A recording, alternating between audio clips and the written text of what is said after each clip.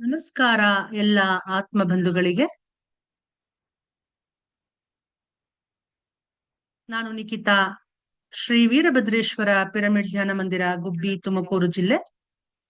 ಮೊಟ್ಟ ಮೊದಲು ನಮ್ಮೆಲ್ಲರ ಪ್ರೀತಿಯ ಗುರುಗಳಾದ ಬ್ರಹ್ಮರ್ಷಿ ಪಿತಾಮಹ ಡಾಕ್ಟರ್ ಸುಭಾಷ್ ಪತ್ರಿಜಿ ಗುರುಗಳ ಪಾದಗಳಿಗೆ ವಂದಿಸುತ್ತಾ, ಗುರುಪತ್ನಿಯಾದ ಶ್ರೀಮತಿ ಸ್ವರ್ಣಮಾಲಾ ಪತ್ರಿ ಮೇಡಮ್ರ ಪಾದಗಳಿಗೆ ವಂದಿಸುತ್ತಾ, ಆತ್ಮಾಯಣ ಒಂದು ಜೀವಾತ್ಮನ ಪಯಣ ಪುಸ್ತಕ ಸ್ವಾಧ್ಯಾಯ ಕಾರ್ಯಕ್ರಮವನ್ನ ನಾವು ಮುಂದುವರಿಸೋಣ ಮಾಸ್ಟರ್ಸ್. ಮೂಲ ಲೇಖಕರು ಪೀಟರ್ ಇಶಲು, ಕನ್ನಡಕ್ಕೆ ಅನುವಾದ ಮಾಡಿರೋದು ಡಾಕ್ಟರ್ ಜೀವಂದರ ಕೇತಪ್ಪನವರ, ಸೀನಿಯರ್ ಪಿರಮಿಡ್ ಮಾಸ್ಟರ್, ಚಿಕ್ಕೋಡಿ. ಇದುವರೆಗೂ ನಾವು ಸ್ಟಾರ್ಟಿಂಗ್ ಇಂದ ಬಹಳಷ್ಟು ಎಪಿಸೋಡ್ಗಳಲ್ಲಿ ಬಹಳಷ್ಟು ನಾವು ಕಲ್ತ್ಕೊಂತಾ ಬಂದ್ವಿ ಮಾಸ್ಟರ್ಸ್. ಆತ್ಮಾಯಣ ಒಂದು ಜೀವಾತ್ಮನ ಪಯಣ, ಜೀವನ ಮತ್ತು ಮರಣಾನಂತರದ ಜೀವನಕ್ಕೆ ಸಂಬಂಧಿಸಿದ ವಿವಿಧ ರಹಸ್ಯಗಳ ಒಂದು ಮನಮೋಹಕ ಅನ್ವೇಷಣೆ, ಈ ಆತ್ಮಾಯಣ ಪುಸ್ತಕ. ನಾವು ಪೇಜ್ ನಂಬರ್ 257ಗೆ ಬಂದಿದ್ವಿ ಮಾಸ್ಟರ್ಸ್. ಅಲ್ಲಿ ಲಾಸ್ಟ್ ಕ್ಲಾಸ್ ನಲ್ಲಿ ಆಕ್ಚುಲಿ 5 ಪೇಜಸ್ ನಾನು ಓದ್ದೆ, ಬಟ್ ಅದು ಲೈವ್ ಕೊಟ್ಟಿರ್ಲಿಲ್ಲ, ಹಾಗಾಗಿ ಅದು ಮಿಸ್ ಆಗಿದೆ. ನನ್ಗೆ ತುಂಬಾ ಜನ ಕೇಳ್ತಾ ಇದ್ರಿ, ಹಾಗಾಗಿ ನಾನು ಮತ್ತೆ ಝೂಮ್ ನಲ್ಲಿ ಮತ್ತೆ ಓದ್ತಾ ಇದ್ದೀನಿ ಮಾಸ್ಟರ್ಸ್ ಈ ಎಪಿಸೋಡ್ ನ. ಎಲ್ಲರೂ ಅರ್ಥ ಮಾಡ್ಕೊಳ್ಳಿ. ಪೇಜ್ ನಂಬರ್ 257ಗೆ ನಾವು ಬಂದಿದ್ವಿ. ಅದರಲ್ಲಿ ಲಾಸ್ಟ್ ಎಪಿಸೋಡ್ ಅಲ್ಲಿ ನಾವ್ ಏನ್ ನೋಡಿದ್ವಿ ಅಂತಂದ್ರೆ, ಅದನ್ನ ನಾನು ಮತ್ತೆ ರೀಕ್ಯಾಪ್ ಮಾಡ್ತೀನಿ, ನಿಮ್ಗೆ ಮತ್ತೆ ತಿಳಿಸ್ಕೊಡ್ತೀನಿ. ಮೂಲಭೂತವಾಗಿ ಸರ್ವ ಧರ್ಮಗಳ ಸತ್ಯಗಳು ಒಂದೇ ಆಗಿರ್ತವೆ. ಜ್ಞಾನವು ಬೌದ್ಧ ಧರ್ಮದ ಮೂಲ ಸ್ವರವಾಗಿದೆ ಅಂತ ನಾವು ಅರ್ಥ ಮಾಡ್ಕೊಂಡಿದ್ವಿ. ಕರ್ಮ ಸಿದ್ಧಾಂತದ ಅನುಸಾರವಾಗಿ ನಾವು ನಡ್ಕೊಳ್ಳಲೇಬೇಕಾದುದು ಅತ್ಯಂತ ಮಹತ್ವದ ಸಂಗತಿಯಾಗಿದೆ. ಮನುಷ್ಯರು ತಮ್ಮ ಉಚ್ಚಾರ, ವಿಚಾರ ಹಾಗೂ ಆಚಾರದ ಕಾರಣಗಳಿಂದಾಗಿಯೇ ಸುಖ ದುಃಖಗಳನ್ನ ಹೊಂದುತ್ತಾರೆ ಎನ್ನುವುದು ಆ ಧರ್ಮದ ಉಪದೇಶವಾಗಿದೆ. ಪ್ರೇಮವು ಕ್ರೈಸ್ತ ಧರ್ಮದ ಮೂಲ ಸ್ವರವಾಗಿದೆ ಅಂತ ನಾವು ಅರ್ಥ ಮಾಡ್ಕೊಂಡ್ವಿ. ಹೃದಯ ಶುದ್ಧತೆ ಹಾಗೂ ಸದಾಚರಣೆಯು ಇಂದಿಗೆ 2000 ವರ್ಷಗಳ ಹಿಂದೆ ಶ್ರೀಕೃಷ್ಣನು ಪುನರುಜ್ಜೀವಿತಗೊಳಿಸಿದಂತಹ ಮಹಾನ್ ಹಿಂದೂ ಧರ್ಮದ ಮೂಲ ಸ್ವರವಾಗಿದೆ ಅಂತ ನಾವು ಅರ್ಥ ಮಾಡ್ಕೊಂಡ್ವಿ. ಇಲ್ಲಿ ಈ ಧರ್ಮದ ಪರಂಪರಾವಾದಿ ಸಮರ್ಥಕರು ಕಾಲಕಾಲಕ್ಕೆ ವಿಶೇಷ ಕುಂಭಮೇಳ ಸ್ನಾನಗಳನ್ನ ಆಯೋಜಿಸ್ತಾರೆ ಅಂತ ನಮ್ಗೆಲ್ಲರಿಗೂ ಗೊತ್ತಿದೆ, ಅದು ಕೂಡ ನಾವು ಅರ್ಥ ಮಾಡ್ಕೊಂಡ್ವಿ. ಧೈರ್ಯವು ಮುಹಮ್ಮದ್ ಪೈಗಂಬರರಿಂದ ಸ್ಥಾಪಿತವಾದ ಇಸ್ಲಾಂ ಧರ್ಮದ ಮೂಲ ಸ್ವರವಾಗಿದೆ ಅನ್ನೋದನ್ನ ನಾವು ಅರ್ಥ ಮಾಡ್ಕೊಂಡ್ವಿ. ಜೊರಾಸ್ಟರ್ ವಿಭಿನ್ನ ಜನ್ಮಗಳ ಮೂಲಕ ನಿಧಾನವಾಗಿ ವಿಕಾಸವಾದ ಪಾರಸಿ ಧರ್ಮದಲ್ಲಿ ಅಗ್ನಿಯು ಪವಿತ್ರ ಪ್ರತೀಕವಾಗಿದೆ, ಏಕೆಂದ್ರೆ ಅಗ್ನಿಯನ್ನ ಯಾವಾಗ್ಲೂ ಪವಿತ್ರಗೊಳಿಸುವ ವಸ್ತುವಿನ ರೂಪದಲ್ಲಿಯೇ ತಿಳಿದುಕೊಳ್ಳಲಾಗುತ್ತೆ ಅಂತ ನಾವು ಅರ್ಥ ಮಾಡ್ಕೊಂಡ್ವಿ. ಪವಿತ್ರತೆಯು ಈ ಧರ್ಮದ ಮೂಲ ಸ್ವರವಾಗಿದೆ ಅನ್ನೋದನ್ನ ನಾವು ತಿಳ್ಕೊಂಡಿದ್ವಿ. ಅಂದ್ರೆ ಪಾರಸಿ ಧರ್ಮದಲ್ಲಿ ಪವಿತ್ರತೆ ಆ ಧರ್ಮದ ಮೂಲ ಸ್ವರ ಅನ್ನೋದು ನಾವು ಅರ್ಥ ಮಾಡ್ಕೊಂಡಿದ್ವಿ. ಆಚಾರ್ಯರು ಮತಾಂತರದ ವಿಚಾರ ರೂಪವನ್ನ ವ್ಯಕ್ತಗೊಳಿಸ್ತಾರೆ, ಅದರೊಂದಿಗೆ ಯಾರನ್ನೂ ಮತಾಂತರಗೊಳಿಸಬಾರದು ಅಂತ ಪೀಟರ್ ಇಶಲು ಅವ್ರಿಗೆ ಆಚಾರ್ಯ ಅವ್ರು ತಿಳಿಸ್ಕೊಡ್ತಾರೆ. ಇದೆಲ್ಲ ನಾವು ನೋಡಿದ್ವಿ. ನಾವು ನೆಕ್ಸ್ಟ್ ಪ್ಯಾರಾದಲ್ಲಿ ನಾವು ನೋಡೋದಾದ್ರೆ ಪೇಜ್ ನಂಬರ್ 257ರಲ್ಲಿ ಮಾಸ್ಟರ್ಸ್, ಬಹುಶಃ ನಾನು ಇತರ ವಿಷಯಗಳ ಮೇಲೂ ಚರ್ಚಿಸ ಬಯಸಿದ್ದೆ, ಆದರೆ ನನ್ನ ಮಾರ್ಗದರ್ಶಕನು ಚರ್ಚೆಯನ್ನು ಸಮಾಪ್ತಗೊಳಿಸಲು ಹೇಳಿದನು. ಈ ಸಾಮಗ್ರಿಯು ಒಂದು ರಾತ್ರಿಗೆ ಸಾಕಾಗುವಷ್ಟು ಆಗಿತ್ತು. ಇದಕ್ಕಿಂತ ಹೆಚ್ಚಿಗೆ ಭೌತಿಕ ಚೇತನದಲ್ಲಿ ನನಗೆ ಸಂಭಾಳಿಸುವುದು ಆಗುವುದಿಲ್ಲ ಎಂಬುದು ಅವರ ಲೆಕ್ಕಾಚಾರವಾಗಿತ್ತು. ಪೀಟರ್ ಇಶಲು ಹೇಳ್ತಾ ಹೋಗ್ತಾ ಇದ್ದಾರೆ, ಅಂದ್ರೆ ಅವರು ಬರ್ದಿದ್ದಾರೆ ಇದನ್ನ. ಆಚಾರ್ಯರು ಏನೇನ್ ಹೇಳ್ತಾರೆ, ಆಸ್ಟ್ರಲ್ ಟ್ರಾವೆಲ್ ಎಲ್ಲ ಮಾಡಿಸ್ತಾರೆ, ಅದೆಲ್ಲ ನೋಟ್ಸ್ ನ ಅವ್ರು ಬರಿತಾ ಇರ್ತಾರಲ್ಲ, ಹಾಗೆ ಅವ್ರು ಬರಿತಾ ಇದ್ದಾರೆ. ಈ ಸ್ತರದಲ್ಲಿ ಸಂಗೀತವಿರುತ್ತದೆಯೋ ಇಲ್ಲವೋ ಎಂದು ನಾನು ಕೇಳಿದೆನು. ಅದಕ್ಕೆ ಪ್ರತಿಯಾಗಿ ಆಚಾರ್ಯರು, ನನಗೆ ಯಾವ ಸ್ವರ ಸಂಗೀತವು ಇಷ್ಟವಾಗಿದೆ ಎಂದು ನನ್ನನ್ನೇ ಕೇಳಿ ಮನದಲ್ಲಿ ಅದರ ವಿಚಾರ ರೂಪವನ್ನ ರೂಪಿಸಿಕೊಳ್ಳು, ಆಮೇಲೆ ಏನಾಗುತ್ತದೆ ಎಂದು ನೋಡು ಎಂದು ಹೇಳಿದರು. ಸಹಜವಾಗಿ ನಾನು ಬಿತೋವನ್ನ ಕೋರಲ್ ಮೂವ್ಮೆಂಟ್ ವಿಚಾರ ರೂಪವನ್ನ ನಿರ್ಮಿಸಿದೆ ಹಾಗೂ ಆಲೋಚಿಸುತ್ತಲೇ ನನಗೆ ನನ್ನ ಪ್ರಿಯ ಸಂಗೀತವು ಕೇಳಿಸತೊಡಗಿತ್ತು. ಎಲ್ಲ ಕಡೆಯಿಂದಲೂ ಅದೇ ಸಂಗೀತ ಬರುತ್ತಿರುವಂತೆ ಅನಿಸತೊಡಗಿತ್ತು. ಅದು ಮುಗಿಯುವವರೆಗೆ ನಾನು ಕೇಳುತ್ತಿದ್ದೆ. ಕೇಳಿ ಮಂತ್ರಮುಗ್ಧನಾದೆ. ಅದನ್ನ ನಾನೆಂದೂ ಮರೆಯುವುದು ಸಾಧ್ಯವಿಲ್ಲ, ಏಕೆಂದರೆ ಈ ಜಗತ್ತಿನಲ್ಲಿ ಸಾಧ್ಯವಿರುವುದಕ್ಕಿಂತ ಸ್ವರಗಳ ಪಾವಿತ್ರ ಹಾಗೂ ಉತ್ಕೃಷ್ಟವಾದನವು ಎಷ್ಟೊಂದು ಶ್ರೇಷ್ಠವಾಗಿತ್ತೆಂದರೆ ಅದನ್ನ ಕಲ್ಪಿಸಿಕೊಳ್ಳುವುದೂ ಸಾಧ್ಯವಿಲ್ಲ ಅಂತ ಪೀಟರ್ ಇಶಲು ಅವರು ತಿಳಿಸ್ತಾ ಇದ್ದಾರೆ. ನೆಕ್ಸ್ಟ್ ಪ್ಯಾರಾದಲ್ಲಿ ಪೇಜ್ ನಂಬರ್ 258ರಲ್ಲಿ, ನನಗೆ ಯಾವುದೇ ಗುರುತನ್ನ ನೆನಪಿನಲ್ಲಿಟ್ಟುಕೊಳ್ಳುವುದು ಅಗತ್ಯವಿಲ್ಲ ಎಂದು ಆಚಾರ್ಯರು ಹೇಳಿದರು. ಏಕೆಂದರೆ ವಿಕಾಸದ ಈ ಅವಸ್ಥೆಯಿಂದ ನಾನು ಮಾನಸ ಲೋಕದಲ್ಲಿ ಹೋಗಬಲ್ಲೆನೆಂಬುದೇ ಬಹಳ ಅಸಂಭವವೆನಿಸುತ್ತದೆ. ನಾವು ಬಂದ ರಸ್ತೆಯಿಂದಲೇ ಮರಳಿ ಪ್ರಯಾಣವನ್ನ ಆರಂಭಿಸಿದೆವು. ಕ್ಷಣ ಹೊತ್ತಿನಲ್ಲಿಯೇ ಇಬ್ಬರು ಸೂಕ್ಷ್ಮ ಸಹಾಯಕರ ರಕ್ಷಣೆಯಲ್ಲಿ ಬಿಟ್ಟು ಬಂದಂತಹ ನನ್ನ ಸೂಕ್ಷ್ಮ ಶರೀರದಲ್ಲಿ ಎಚ್ಚರಗೊಂಡೆನು. ಅದು ನಾನದನ್ನ ಬಿಟ್ಟು ಬಂದಂತಹ ಮುದ್ರೆಯಲ್ಲಿಯೇ. ಅವರಿಬ್ಬರು ನನ್ನ ಮುಖದ ಮೇಲೆ ಹರಡಿದ ಆತಂಕ ಹಾಗೂ ಉತ್ಸಾಹಹೀನತೆಯ ಭಾವನೆಯನ್ನ ಗಮನಿಸಿ ಮುಗುಳ್ನಕ್ಕರು. ನಾನು ಈಗಲೂ ಅತ್ಯಂತ ಭಯಭೀತನಾಗಿ ಕಂಡು ಬರುತ್ತಿದ್ದೆ. ಏಕೆಂದರೆ ನಾನು ನೋಡಿರುವುದು ನನಗೆ ಇನ್ನೂ ಅರ್ಥವಾಗಿರಲಿಲ್ಲ. ಅವರು ನಮ್ಮಿಂದ ಅನುಮತಿಯನ್ನ ಪಡೆದುಕೊಂಡು ಶಿರಬಾಗಿ ಅಭಿವಂದನೆ ಸಲ್ಲಿಸಿ ದೂರ ಹೋಗುತ್ತಾ ಹೋಗುತ್ತಾ ಅದೃಶ್ಯರಾದರು. ಇದರ ನಂತರ ತಕ್ಷಣವೇ ನಾನು ನನ್ನ ಬೆಡ್ರೂಮ್ನಲ್ಲಿ ಜಾಗೃತನಾದೆ. ಸಮಯ ಇನ್ನೂ ರಾತ್ರಿಯ 3:15 ಆಗಿತ್ತು. ಅಂದ್ರೆ ಮಧ್ಯರಾತ್ರಿ 3 ಕಾಲಾಗಿರುತ್ತೆ ಮಾಸ್ಟರ್ಸ್. ಅವಾಗ ಅವರು ಅವ್ರ ಫಿಸಿಕಲ್ ಬಾಡಿಗೆ ಬಂದು ಸೇರ್ಕೊಂತಾರೆ. ನಾನು ಎದ್ದ ತಕ್ಷಣ ನನಗೆ ಇನ್ನೂ ಸ್ಪಷ್ಟವಾಗಿ ನೆನಪಿನಲ್ಲಿರುವುದನ್ನೆಲ್ಲ ಬರೆಯತೊಡಗಿದೆ ಅಂತ ಪೀಟರ್ ಇಶುಲ್ ಹೇಳ್ತಾ ಇದ್ದಾರೆ. ನೆಕ್ಸ್ಟ್ ಪ್ಯಾರಾದಲ್ಲಿ, ಮರುದಿನ ರಾತ್ರಿ ಮಲಗುವ ಮುನ್ನ ಮೇರಿ ಹೇಗಿದ್ದಾಳೆ ಎಂದು ತಿಳಿದುಕೊಳ್ಳುವುದಾಗಿ ನಿರ್ಣಯ ಮಾಡಿದೆ. ನಾನು ಶರೀರದಿಂದ ಹೊರಬಂದಾಗ ಚಾರ್ಲ್ಸ್ ನನ್ನ ಕೋಣೆಯಲ್ಲಿ ಉಪಸ್ಥಿತನಿದ್ದ. ಅವನಿಗೆ ವಿಶೇಷವಾಗಿ ಎಲ್ಲೋ ಹೋಗುವುದಿತ್ತು. ನನ್ನೊಂದಿಗೆ ಲಂಡನ್ ಆಸ್ಪತ್ರೆಯ ವಾರ್ಡಿಗೆ ಬರುವೆಯಾ ಎಂದು ನಾನು ಅವನನ್ನ ಕೇಳಿದೆ. ಈ ಅನುಭವವು ಅವನಿಗೆ ಸಾಕಷ್ಟು ಸಹಕಾರಿಯಾಗಬಲ್ಲದೆಂದು ನಾನು ಅಂದ್ಕೊಂಡೆ. ಅವನು ಒಪ್ಪಿದನು. ನಾವಿಬ್ಬರೂ ಹೊರಟೆವು. ವಾರ್ಡ್ ತಲುಪಿ ನೋಡಿದಾಗ ಮೇರಿ ಇನ್ನೂ ಮಲಗಿರುವುದು ಕಂಡುಬಂತು. ಅವಳು ಶರೀರದಿಂದ ಹೊರಬರುವವರೆಗೆ ನಾವು 3ನೇ ವಲಯದಲ್ಲಿ ಡ್ಯಾನಿಗೆ ಭೇಟಿಯಾಗಿ ಬರೋಣವೆಂದು ಹೇಳಿದೆ. ಈ ಪ್ರಸ್ತಾವನೆಯಿಂದ ಅವನಿಗೇನು ಸಂತೋಷವೆನಿಸಲಿಲ್ಲ. ಆದ್ರಿಂದ ನಾವು ಅಲ್ಲಿಯೇ ವಾರ್ಡುಗಳಲ್ಲಿ ಸುತ್ತಾಡತೊಡಗಿದೆವು. ನಾವು ಮರಳಿ ಬಂದಾಗ ಮೇರಿ ಮಲಗಿಕೊಂಡಿದ್ದಳು ಮತ್ತು ಶರೀರದಿಂದಲೂ ಬೇರ್ಪಟ್ಟಿದ್ದಳು ಅಂತ ಪೀಟರ್ ಇಶುಲು ಬರೆದಿದ್ದಾರೆ. ಹಾಗೆ ಮುಂದುವರಿಸ್ತಾ ಹೋಗ್ತಾರೆ. ಅವರು ನೆಕ್ಸ್ಟ್ ಪ್ಯಾರಾದಲ್ಲಿ ಹೇಳ್ತಾರೆ, ನನ್ನ ಕೊನೆಯ ಭೇಟಿಯ ನಂತರ ತನ್ನ ಸ್ಥಿತಿಯು ಮೊದಲಿನಕ್ಕಿಂತ ಸುಧಾರಿಸಿರುವುದಾಗಿ ಮೇರಿ ನನಗೆ ಹೇಳಿದಳು. ನಾನು ಹಿಂದಿನ ಸಲ ಹೇಳಿರುವುದೆಲ್ಲ ತನಗೂ ನೆನಪಿನಲ್ಲಿದೆ ಎಂದು ಐರಿನ್ ಹೇಳಿದಳು. ಈಗ ಮೇರಿ ತನ್ನ ಹಳೆಯ ಮನೆಯಲ್ಲಿ ತಾಯಿ ಹಾಗೂ ತಂಗಿಯೊಂದಿಗೆ ರಾತ್ರಿಯನ್ನ ಕಳೆಯುತ್ತಿದ್ದಳು. ಆದರೆ ಏನಾಗಿದೆ ಎಂಬುದು ಅವಳಿಗೆ ನೆನಪಿನಲ್ಲಿಲ್ಲ. ನಾನು ಅವಳಿಗೆ ಹೇಳಬಹುದಾದ ವಿಧಾನಗಳನ್ನೆಲ್ಲ ಹೇಳಿದೆನು. ನನ್ನ ಕಥೆಯನ್ನು ಹೇಳಿ ಅವಳಿಗೆ ಮಾರ್ಗದರ್ಶನ ಮಾಡಿದೆನು. ಭವಿಷ್ಯದಲ್ಲಿ ಎಂದಾದರೂ ನನ್ನ ಸಹಾಯ ಬೇಕೆನಿಸಿದರೆ ನಿನ್ನ ಸಂಪೂರ್ಣ ಶಕ್ತಿಯನ್ನು ಉಪಯೋಗಿಸಿ ಆಲೋಚಿಸು, ಆಗ ನಾನು ಉತ್ತರಿಸುವೆನು ಎಂದು ಅವಳಿಗೆ ಹೇಳಿದೆನು ಅಂತ ಪೀಟರ್ ಇಶುಲ್ ಅವರು ಹೇಳ್ತಾ ಇದ್ದಾರೆ ಮಾಸ್ಟರ್ಸ್. ಹಾಗೆ ಅವರು ಮುಂದುವರಿಸ್ತಾರೆ, ಮೇರಿ ಬಹಳ ಮುದ್ದು ಹುಡುಗಿಯಾಗಿದ್ದಾಳೆ ಎಂದಷ್ಟೇ ಚಾರ್ಲ್ಸ್ ಹೇಳಿದನು. ಇನ್ನುಳಿದ ರಾತ್ರಿಯಲ್ಲಿ ನಾವು ಅಡ್ಡಾಡಲು ಹೋಗೋಣವೆಂದು ಪ್ರಸ್ತಾಪವಿಟ್ಟನು. ಒಂದು ವಿಷಯದಲ್ಲಾದರೂ ಆತ ನನಗಿಂತ ಕುಶಲನಾಗಿದ್ದನೆಂಬ ಸಂಗತಿಯೊಂದನ್ನ ನನಗೆ ತೋರಿಸ ಬಯಸಿದ್ದನು. ನಾನು ಒಪ್ಪಿಗೆ ಸೂಚಿಸಿದ ನಂತರ ಇಬ್ಬರು ಕುಳಿತುಕೊಳ್ಳಬಹುದಾದಂತಹ ಪುಟ್ಟ ವಿಮಾನದ ವಿಚಾರ ರೂಪವನ್ನ ನಿರ್ಮಿಸಿದನು. ಅಂದ್ರೆ ವಿಜುವಲೈಸೇಷನ್ ಮಾಡ್ಕೊಳ್ತಾರೆ ಮಾಸ್ಟರ್ಸ್. ಅವರು ಯಾವ ರೀತಿ ಒಪ್ಪಿಗೆನ ಸೂಚಿಸಿರ್ತಾರೆ, ನಂತರ ಇಬ್ರು ಕುಳಿತುಕೊಳ್ಬೇಕಾದಂತಹ ಒಂದು ಪುಟ್ಟ ವಿಮಾನದ ಒಂದು ವಿಜುವಲೈಸೇಷನ್ ನ ಮಾಡ್ಕೊಳ್ತಾರೆ. ಅವನು ವಿಮಾನ ಹಾರಿಸಿ ಪೂರ್ಣ ಆಸ್ಟ್ರೇಲಿಯಾ ಸುತ್ತಾಡಿಸಿದನು. ಜೊತೆಗೆ ವಿಮಾನದ ಕಾರ್ಯವಿಧಾನವನ್ನು ಹೇಳಿದನು. ನಾವಿನ್ನು ಅದರಲ್ಲಿದ್ದಾಗಲೇ ನನಗೆ ಶರೀರದಲ್ಲಿ ಮರಳಲು ಕರೆ ಬಂತು. ವಿಮಾನವನ್ನ ಪೂರ್ಣ ಎತ್ತರದಲ್ಲಿ ಬಿಟ್ಟು ನಾನು ಕೊಲಂಬೋದಲ್ಲಿ ಹಾಸಿಗೆಯ ಮೇಲೆ ಮಲಗಿದ ನನ್ನ ಶರೀರದಲ್ಲಿ ಮರಳಿ ಬಂದೆ ಅಂತ ಹೇಳ್ತಾ ಇದಾರೆ.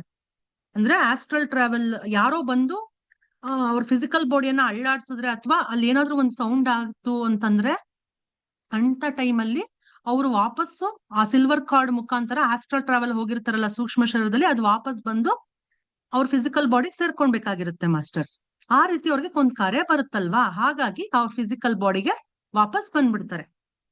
ಕೊಲಂಬೋದಲ್ಲಿ ಅವ್ರ ಮಲಗಿರ್ತಾರೆ. ಅವ್ರ ಫಿಸಿಕಲ್ ಬಾಡಿ ಅವರ ರೂಮಿನಲ್ಲಿ, ಕೊಲಂಬೋನ ಅವರ ರೂಮಿನಲ್ಲಿ, ಮನೆಯ ರೂಮಿನಲ್ಲಿ ಮಲ್ಕೊಂಡಿರ್ತಾರೆ. ಅವ್ರ ಫಿಸಿಕಲ್ ಬಾಡಿ ಅಲ್ಲಿರುತ್ತೆ. ಪೀಟರ್ ಇಶುಲ್ ಅವರ ಫಿಸಿಕಲ್ ಬಾಡಿ. ಆಸ್ಟ್ರಲ್ ಶರೀರ ಏನಿದೆ, ಸೂಕ್ಷ್ಮ ಶರೀರ, ಅವ್ರು ಹೋಗಿರ್ತಾರಲ್ಲ ಆಸ್ಟ್ರಲ್ ಟ್ರಾವೆಲ್, ಅದು ವಾಪಸ್ ಬಂದು ಅವ್ರ ಫಿಸಿಕಲ್ ಬಾಡಿಗೆ ಸೇರ್ಕೊಳ್ತಾರೆ. ಅದನ್ನ ಬರೆದಿದ್ದಾರೆ ಪೀಟರ್ ಯೇಶುಲು. ಇಲ್ಲಿಗೆ ಅಧ್ಯಾಯ 10 ಮುಗಿಯುತ್ತೆ ಮಾಸ್ಟರ್ಸ್. ಈಗ ಅಧ್ಯಾಯ 11 ನಾವು ಮುಂದುವರಿಸ್ತಾ ಬರೋಣ. ಪೇಜ್ ನಂಬರ್ 260ಗೆ ನಾವೀಗ ಬಂದು ತಲುಪಿದೀವಿ.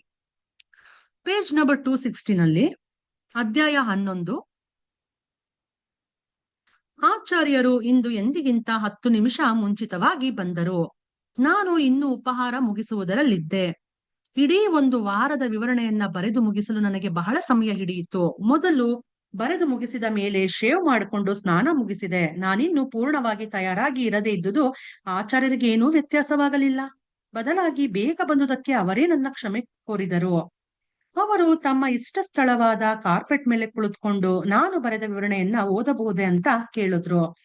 ಹಿಂದಿನ ಸೋಮವಾರದಿಂದ ಇಲ್ಲಿಯವರೆಗೆ, ಅಂದರೆ ನಾವು ಕೊನೆಯ ಭೇಟಿಯಾಗುವವರೆಗಿನ ವಿವರಣೆಗಳನ್ನು ಒಳಗೊಂಡ ಟೈಪು ಮಾಡಿದ ಸಂಕಲನವನ್ನ ಅವರಿಗೆ ನೀಡಿದೆ. ಅದನ್ನ ಓದುವ ಅವಶ್ಯಕತೆ ಏನಿದೆ ಎಂದು ನಾನು ಅವರನ್ನ ಕೇಳಿದೆ. ಯಾಕೆ ಅಂತಂದ್ರೆ ನಾನಲ್ಲಿ ಏನೇನ್ ಮಾಡಿದ್ದೇನೆಂಬುದು ಅವರಿಗೆ ತಿಳಿದೇ ಇತ್ತು ಎಂಬುದನ್ನ ನಾನು ಬಲ್ಲೆ ಅಂತ ಪೀಟರ್ ಯೇಶುಲು ಹೇಳ್ತಾ ಇದಾರೆ. ಯಾಕೆ ಆಚಾರ್ಯ ಅವರು ಪೀಟರ್ ಯೇಶುಲು ಅವ್ರನ್ನ ಮತ್ತೆ ಅವ್ರು ಬರ್ದಿರೋ ನೋಟ್ಸ್ ನ ಕೇಳ್ತಾ ಇದಾರೆ? ಯಾಕೆಂದ್ರೆ ಆಸ್ಟ್ರಲ್ ಟ್ರಾವೆಲ್ ಮಾಡ್ಸಿರೋದು ಆಚಾರ್ಯ ಅವರೇನೆ. ಪೀಟರ್ ಯೇಶುಲನ್ನ ಕರ್ಕೊಂಡು ಹೋಗಿರ್ತಾರೆ ಆಸ್ಟ್ರಲ್ ಟ್ರಾವೆಲ್ ಅಲ್ಲಿ ಅಲ್ವಾ. ಅವರಿಗೆಲ್ಲ ಗೊತ್ತಿರುತ್ತೆ, ಆಚಾರ್ಯರಿಗೆ ಗೊತ್ತಿರುತ್ತೆ. ಹಾಗಾಗಿ ಯಾಕೆ ಇವ್ರು ನೋಟ್ಸ್ ಕೇಳ್ತಾ ಇದಾರೆ ಅಂತ ಪೀಟರ್ ಯೇಶುಲು ಅನ್ಕೊಳ್ತಾ ಇದಾರೆ. ಆಚಾರ್ಯ ಯಾಕೆ ನೋಟ್ಸ್ ಕೇಳ್ತಾ ಇದಾರೆ? ಯಾಕಂದ್ರೆ ಅಲ್ಲೇನೇನ್ ನಡೀತು ಆಸ್ಟ್ರಲ್ ಟ್ರಾವೆಲ್ ಅಲ್ಲಿ ಅನ್ನೋದು ಆಚಾರ್ಯರಿಗೂ ಕೂಡ ಗೊತ್ತು, ಆದ್ರೂ ಕೇಳ್ತಾ ಇದಾರಲ್ಲ ನೋಟ್ಸ್ ಅಂತ ಅವ್ರು ನೋಡ್ತಾ ಇದಾರೆ. ಅವರು ಹೇಳಿದರು, ಹೌದು, ನಾನು ನಿನ್ನ ಸಂಪರ್ಕದಲ್ಲಿದ್ದೆ. ಏಕೆಂದರೆ ನನ್ನಿಂದ ನೀನು ಶಿಕ್ಷಣವನ್ನ ಪಡೆಯುತ್ತಿರುವವರೆಗೆ ನಿನ್ನೊಂದಿಗೆ ಮಾನಸಿಕ ಸ್ತರದಲ್ಲಿ ಸಂಪರ್ಕ ಹೊಂದಿರುವ ಅನುಮತಿ ಇದೆ. ಆ ನಂತರ ನಮ್ಮ ಮನೋಮಯ ಕೋಶದ ಸಂಪರ್ಕ ಕಡಿದು ಹೋಗುತ್ತದೆ, ಏಕೆಂದರೆ ನನಗೆ ಇನ್ನೊಬ್ಬರ ಹೃದಯದಲ್ಲಿ ಇಣುಕಿ ನೋಡುವ ಅನುಮತಿ ಇಲ್ಲ. ನಮ್ಮೆದುರಿಗೆ ಕಳೆದ ವಾರ ಬಂದಂತಹ ವಿಶೇಷ ಪರಿಸ್ಥಿತಿಗಳು ಬಂದರೆ ಮಾತ್ರ ನಾವು ಜೊತೆಯಾಗಿರುತ್ತೇವೆ. ಪ್ರತಿಯೊಬ್ಬನು ತನ್ನ ಕರ್ಮಗಳಿಗೆ ತನಗೆ ಹಾಗೂ ತನ್ನ ಸೃಷ್ಟಿಕರ್ತನಿಗೆ ಹೊಣೆಗಾರನಾಗಿರುತ್ತಾನೆ ಅನ್ನೋದನ್ನ ಇಲ್ಲಿ ಹೆಡ್ಲೈನ್ಸ್ ಅಲ್ಲಿ ಕೊಟ್ಟಿದ್ದಾರೆ. ಅಂದ್ರೆ ಒಂದು ಬೋಲ್ಡ್ ಲೈನ್ಸ್ ಅಲ್ಲಿ ಕೊಟ್ಟಿದ್ದಾರೆ ಮಾಸ್ಟರ್ಸ್. ಪ್ರತಿಯೊಬ್ಬನು ಕೂಡ ತನ್ನ ಕರ್ಮಗಳಿಗೆ ತನಗೆ ಹಾಗೂ ತನ್ನ ಸೃಷ್ಟಿಕರ್ತನಿಗೆ ಹೊಣೆಗಾರನಾಗಿರ್ತಾನೆ. ಅವನ ಆಲೋಚನೆ ಹಾಗೂ ಕೃತ್ಯಗಳಿಗೆ ಅನುಗುಣವಾಗಿ ಅವನಿಗೆ ಅದರ ಫಲ ಅಂದ್ರೆ ಬಹುಮಾನ ಅಥವಾ ದಂಡ ದೊರೆಯುತ್ತದೆ ಎಂಬುದನ್ನ ನೀನು ಬಲ್ಲೆ.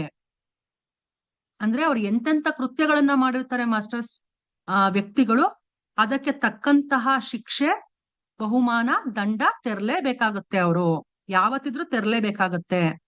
ಒಬ್ರಿಗೆ ನೋವು ಕೊಟ್ಟಿದ್ದಾರೆ, ಒಬ್ರು ಮನ್ಸನ್ನ ನೋಯಿಸಿದ್ದಾರೆ, ಅವ್ರಿಗೆ ಹರ್ಟ್ ಮಾಡ್ತಾ ಇದಾರೆ, ಅವ್ರ ಜೀವನದಲ್ಲಿ ಆಟ ಆಡಿದ್ದಾರೆ ಅಂತಂದ್ರೆ ಅವ್ರು ಖಂಡಿತವಾಗಿ ಆ ಕರ್ಮ ಅವ್ರನ್ನ ಬಿಡೋದಿಲ್ಲ. ಕರ್ಮ ನೆವರ್ ಫರ್ಗೆಟ್ ದ ಅಡ್ರೆಸ್. ಅದ್ ಖಂಡಿತ ಅವ್ರನ್ನ ಹುಡ್ಕೊಂಡು 10 ಪಟ್ಟು ರಿವರ್ಸ್ ಆಗಿ ಅವ್ರು ಏನು ಇನ್ನೊಬ್ರಿಗೆ ಶಿಕ್ಷೆ ಕೊಟ್ಟಿದ್ರು, ತೊಂದರೆ ಕೊಟ್ಟಿದ್ರು, ಹಿಂಸೆ ಕೊಟ್ಟಿದ್ರು, ಅಳಿಸಿದ್ರು, ಅದೆಲ್ಲ ಅವ್ರಿಗೆ ಮರಳಿ 10 ಬಾರಿ ಮಲ್ಟಿಪ್ಲಿಕೇಶನ್ ಆಗಿ ಅವ್ರಿಗೆ ಹೋಗಿ ಮುಟ್ಟುತ್ತೆ ವಾಪಸ್ಸು. ನೀನ್ ಕೊಟ್ಟದ್ದು ಏನು ಮಾಡಿದ್ದುಣ್ಣೋ ಮಾರಾಯ, ನೀನ್ ಏನ್ ಕೊಟ್ಟೆ, ಇನ್ನೊಬ್ರಿಗೆ ಏನ್ ಶಿಕ್ಷೆ ಕೊಟ್ಟೆ, ಏನ್ ಹಿಂಸೆ ಕೊಟ್ಟೆ, ಅದು ನಿನಗೆ ಮತ್ತೆ ಮರಳಿ 10 ಪಟ್ಟು ಮಲ್ಟಿಪ್ಲಿಕೇಶನ್ ಆಗಿ ಬರುತ್ತೆ ಅನ್ನೋಂತ ವಿಷಯ. ನೀನು ಮಾಡಿದುದು ನಿನಗೆಷ್ಟು ನೆನಪಿದೆ ಎಂಬುದನ್ನ ತಿಳಿದುಕೊಳ್ಳಲು ನಾನು ನೋಟ್ಸ್ ಓದಲು ಬಯಸಿದ್ದೆ. ಈ ರೆಕಾರ್ಡ್ಗಳನ್ನ ಓದದೆ ನಾನು ತಿಳಿದುಕೊಳ್ಳುವುದು ಹೇಗೆ ಅಂತ ಹೇಳ್ತಾ ಇದ್ದಾರೆ. ನೆಕ್ಸ್ಟ್ ಪ್ಯಾರಾದಲ್ಲಿ ಅವರು ಆರಂಭದಿಂದ ಕೊನೆಯವರೆಗೆ ಓದಿದ ನಂತರ ಹೇಳಿದರು, ಮಂಗಳವಾರ ರಾತ್ರಿಯ ಕುರಿತು ಬರೆದ ನಿನ್ನ ರಿಪೋರ್ಟ್ ಬಹಳ ಚೆನ್ನಾಗಿದೆ. ಏಕೆಂದರೆ ಗೋಲ್ಡನ್ ಸಿಟಿ ಯಾತ್ರೆ ಸಂದರ್ಭದಲ್ಲಿ ಮತ್ತು ಜರುಗಿದೆಲ್ಲ ಬಹುಮಟ್ಟಿಗೆ ನಿನ್ನಲ್ಲಿ ನೆನಪಿನಲ್ಲಿತ್ತು. ಒಂದು ಸಂಗತಿಯನ್ನ ನೀನು ಅವಶ್ಯಕವಾಗಿ ಮರೆತಿರುವೆ. ನಿನ್ನ ಮಾರ್ಗದರ್ಶಕನು ನಿನ್ನನ್ನ ನಗರದ ಗಡಿ ಪ್ರದೇಶಗಳಿಗೂ ಕರೆದುಕೊಂಡು ಹೋಗಿ ಅಲ್ಲಿ ನಿನ್ನ ಗಮನವನ್ನ ತಮ್ಮಿಂದಲೇ ರಚಿತವಾದ ವಿಚಾರ ರೂಪದಲ್ಲಿ ಯೇಸು ಕ್ರಿಸ್ತನ ಮಾತುಗಳನ್ನ ಕೇಳುತ್ತಿದ್ದ ಜನಸಮೂಹದತ್ತ ನಿನ್ನ ಗಮನವನ್ನ ಸೆಳೆದ ಸಂಗತಿಯನ್ನ ನೀನು ಉಲ್ಲೇಖಿಸಿಲ್ಲ. ನಿನ್ನೊಂದಿಗೆ ಡೆಫ್ನಿಯೂ ಕೂಡ ಸ್ವಲ್ಪ ಸಮಯ ಅಲ್ಲಿ ಕುಳಿತು ಮಾತುಗಳನ್ನ ಕೇಳಿದ್ದಳು. ಯೇಸು ಪ್ರಭು ಹೇಳುತ್ತಿರುವುದೆಲ್ಲ ಮೊದಲೇ ಹೊಸ ಒಡಂಬಡಿಕೆಯ ವಿಭಿನ್ನ ಭಾಗಗಳಲ್ಲಿ ಉಲ್ಲೇಖವಾಗಿದೆ ಎಂದು ನೀನೂ ಹೇಳಿದ್ದೆ. ಇದರಿಂದಲೇ ಈ ಯೇಸು ಪ್ರಭು ನಿಜವಾದ ಯೇಸು ಪ್ರಭು ಅಲ್ಲ ಎಂಬುದು ತಿಳಿಯಬೇಕು. ಇದು ಕೇವಲ ಅವನ ನಂಬಿಗಸ್ತ ಅನುಯಾಯಿಗಳಿಂದ ಸೃಜನಗೊಂಡ ವಿಚಾರಗಳಲ್ಲಿಯ ಒಂದು ಅಭಿವ್ಯಕ್ತಿ ಮಾತ್ರವಾಗಿತ್ತು. ಅಂದ್ರೆ ಮಾಸ್ಟರ್ಸ್, ಸೂಕ್ಷ್ಮ ಲೋಕದಲ್ಲಿ ನಮ್ಗೆ ಗೊತ್ತಿರೋದಿಲ್ಲ ಅಲ್ಲಿ ಯಾರು ಯಾರ ಮುಖವಾಡವನ್ನ ಹಾಕೊಂಡ್ ಬರ್ತಾರೆ ಅಂತ. ಅವ್ರ ಪಾಸಿಟಿವ್ ಎನರ್ಜಿನೇ ಆಗಿರ್ಬೋದು, ನೆಗೆಟಿವ್ ಎನರ್ಜಿನೇ ಆಗಿರ್ಬೋದು. ನೋಡಿ, ಅಲ್ಲಿ ಪಾಸಿಟಿವ್ ಯೇಸು ಕ್ರಿಸ್ತನ ತರ ಅವರು ವೇಷವನ್ನ ಧರಿಸಿ, ಅಂದ್ರೆ ಅವ್ರ ಮುಖವಾಡನ ಧರಿಸಿ ಅಲ್ಲಿ ಬಂದಿರ್ತಾರೆ. ಬೇರೆಯವರಾಗಿರ್ತಾರೆ ಅವ್ರು ಯೇಸು ಕ್ರಿಸ್ತನೇ ಆಗಿರೋದಿಲ್ಲ. ಯೇಸು ಕ್ರಿಸ್ತ ಒಂದು ಪಾಸಿಟಿವ್ ಎನರ್ಜಿ. ಯಾವುದೇ ಒಂದು ಡಿವೈನ್ ಸೌಲ್ ಆಗಿರ್ಬೋದು, ಏನೇ ಒಂದು ಡಿವೈನ್ ಎನರ್ಜಿ ಆಗಿರ್ಬೋದು, ಅದರ ಬದಲು ಅಂದ್ರೆ ಅದೇ ಮುಖವಾಡವನ್ನ ತೆಗೆದುಕೊಂಡು ಅವರು ಬೇರೆಯವ್ರು ಬಂದಿರ್ತಾರೆ. ಆ ಚಾನ್ಸಸ್ ಕೂಡ ಸೂಕ್ಷ್ಮ ಲೋಕದಲ್ಲಿ ಇರುತ್ತೆ ಅನ್ನೋದನ್ನ ನಾವಿಲ್ಲಿ ಅರ್ಥ ಮಾಡ್ಕೋತಾ ಇದೀವಿ ಮಾಸ್ಟರ್ಸ್. ಒಂದು ವೇಳೆ ಯೇಸು ಪ್ರಭು ಸ್ವಯಂ ಮಾತನಾಡುತ್ತಿದ್ದರೆ ನಿಸ್ಸಂಶಯವಾಗಿ ಅವರ ಭಾಷಣದ ಪ್ರಭಾವವು ನಿನ್ನ ಮನಸ್ಸಿನಿಂದ ಅಳಿದು ಹೋಗುತ್ತಿರಲಿಲ್ಲ, ಏಕೆಂದರೆ ಅವರಿನ್ನೂ ಜೀವಂತವಾಗಿದ್ದು ಈ ಗ್ರಹದ ಆಧ್ಯಾತ್ಮಿಕ ವಿಕಾಸದ ಜವಾಬ್ದಾರಿ ಅವರ ಹೆಗಲ ಮೇಲಿದೆ. ಮುಂದಿನ ಸಲ ಡೆಫ್ನಿಯನ್ನ ಭೇಟಿಯಾದಾಗ ಅವಳನ್ನ ಕೇಳು, ಅವಳಿಗೆ ಇದು ಅವಶ್ಯಕವಾಗಿ ನೆನಪಿನಲ್ಲಿ ಇರಬೇಕು ಅಂತ ತಿಳಿಸ್ತಾ ಇದ್ದಾರೆ. ಬುಧವಾರ ರಾತ್ರಿಯ ನಿನ್ನ ಪ್ರಯೋಗದಿಂದ ನಾನು ಬಹಳ ಪ್ರಸನ್ನನಾಗಿದ್ದೇನೆ ಅಂತ ಅವರು ಸ್ಟ್ರೇಂಜರ್ ಅಂದ್ರೆ ಆಚಾರ್ಯ ಹಾಗೆ ಮುಂದುವರಿಸ್ತಾ ಇದಾರೆ ಅವರ ಮಾತನ್ನ. ಬುಧವಾರ ರಾತ್ರಿ ನೀನ್ ಎಷ್ಟು ಚೆನ್ನಾಗಿ ಎಕ್ಸ್ಪೆರಿಮೆಂಟ್ ಮಾಡಿದ್ಯಾ ಪೀಟರ್ ರಿಷುಲು, ನನ್ಗೆ ತುಂಬಾ ಖುಷಿಯಾಗಿದೆ, ನಾನು ಬಹಳ ಪ್ರಸನ್ನನಾಗಿದ್ದೀನಿ ಅಂತ ಅವ್ರು ಹೇಳ್ತಾ ಇದಾರೆ. ಏಕೆಂದರೆ ಇದು ನಾನಂದುಕೊಂಡದಕ್ಕಿಂತಲೂ ಉತ್ತಮವಾಗಿದೆ.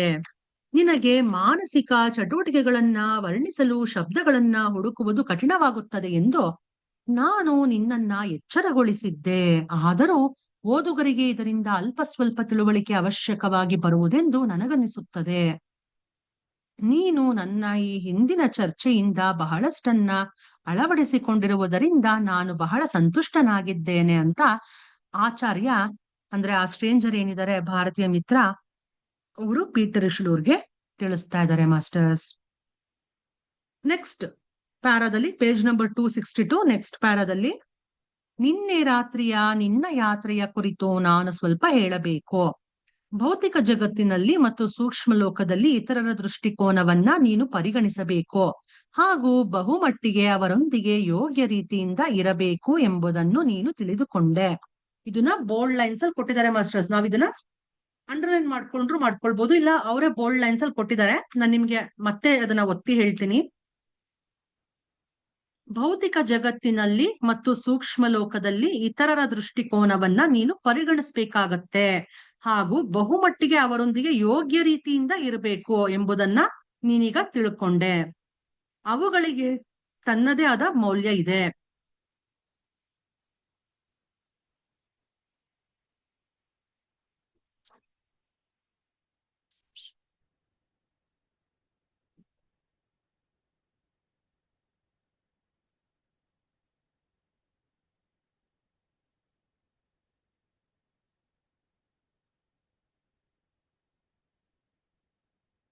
ಅವ್ರು ಹೇಳ್ತಾ ಇದಾರೆ ಅವುಗಳಿಗೆ ತನ್ನದೇ ಆದ ಮೌಲ್ಯ ಇದೆ.